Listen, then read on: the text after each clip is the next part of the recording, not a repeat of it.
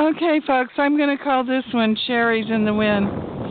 I'm driving down the street and I see this little dead-end road. And I look over and I go, oh my God, dead ripe cherries, millions of them, growing all the way to the top of the tree. This is what it's like living in Oregon, and guess what? Nobody will pick these, they'll fall right on the ground. And that's the way it is around here. But I turned on the video camera because the wind is blowing so hard that it's, not going to do the photos very well. I mean, you could just stand here and eat cherries until you burst.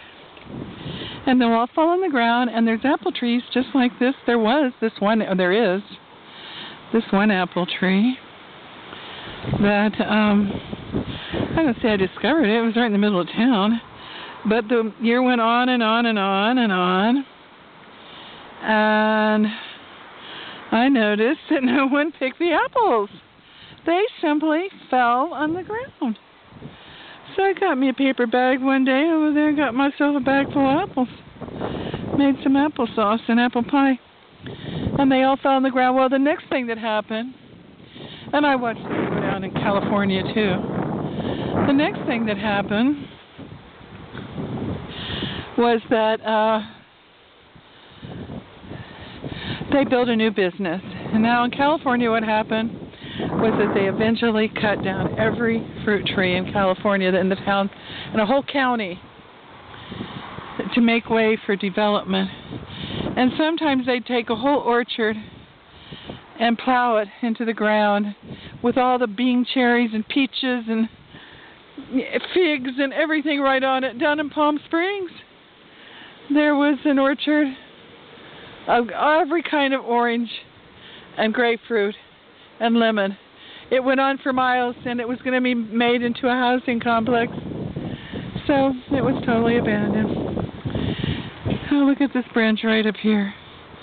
Now, the minute you actually try to harvest these, someone will come along and say, don't pick those cherries, they're mine. But otherwise, they don't care because they're never going to pick them.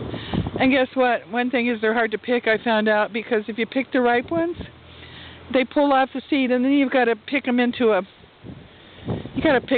something that, you know what I mean? It's because they're going to be wet. They're, when you pull them off the seed, But that's life in Oregon. And you see this everywhere, everywhere. That there's just this abundance of fruits and stuff. And no one has a particular interest in it. There's no interest in feeding them to the hungry or the harvesting of it for the poor. And the sad part is, a lot of times the best ones are hardest to reach. They always want to grow on a cliff-like thing for some reason.